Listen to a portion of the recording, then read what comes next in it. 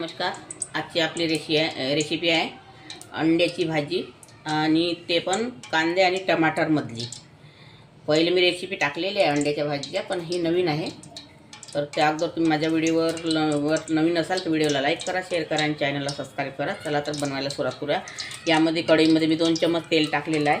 तेल गरम झालेलं आहे. तेजपान टाकलेले आहे 2.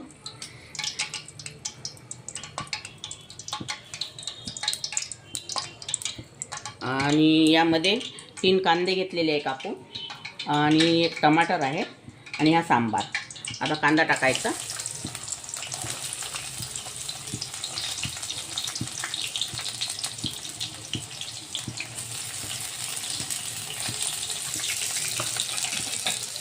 कांदा छान तांबूस होईपर्यंत शिजू द्यायचा आहे आपल्याला. आणि हा अद्रक लसूण सांबाराचा पेस्ट आहे, हा पण यामध्येच टाकायचा आहे. आता याला छान कांदा तांबूस होईपर्यंत होऊ द्यायचं, म्हणजे दोनही छान एकामध्ये शिजून जाते. भाजी खूप टेस्टी लागते खायला याच्यातली. या ग्रेव्हीची भाजी जर केली तर.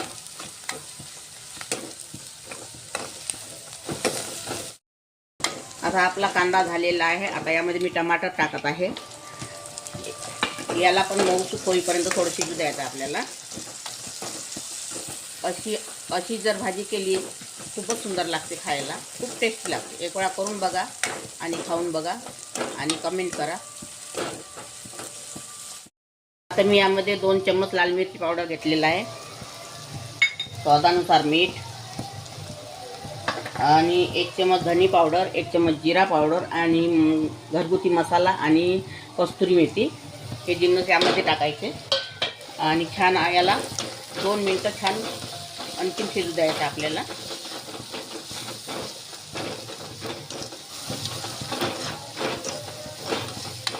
याला तेल सुटेपर्यंत होऊ द्यायचा हा मसाला. एक प्रकारची याची ग्रेव्हीच तयार होते. आता हे तेल सुटलेलं आहे.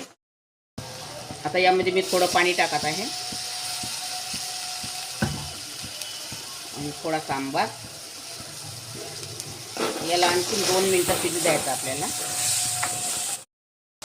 हे बघा आता याची ग्रेव्ही किती छान तयार झालेली आहे आणि तेल पण सुटलेलं आहे. हे बघा छान कलर आलेला आहे.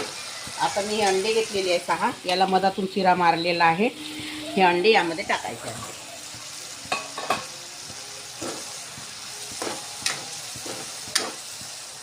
आणि यामध्ये थोडं पाणी सोडते आता.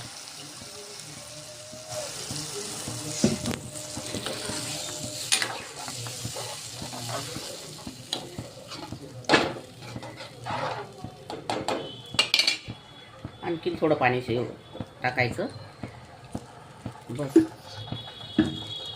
तर याला 5 मिनटं मी शिजू देणार आहे. आता ही आपली अंड्याची भाजी झालेली आहे तयार. आता यामध्ये मी सांबार टाकत आहे.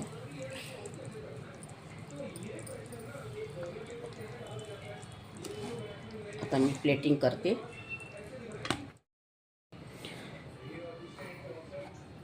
आपली अंडा ग्रेव्ही भाजी तयार झालेली आहे. अगर तुम्हाला माझी रेसिपी आवडली असेल तर व्हिडिओला लाईक करा, शेअर करा आणि चॅनलला सबस्क्राईब करा. आणि व्हिडिओ बघितल्याबद्दल धन्यवाद.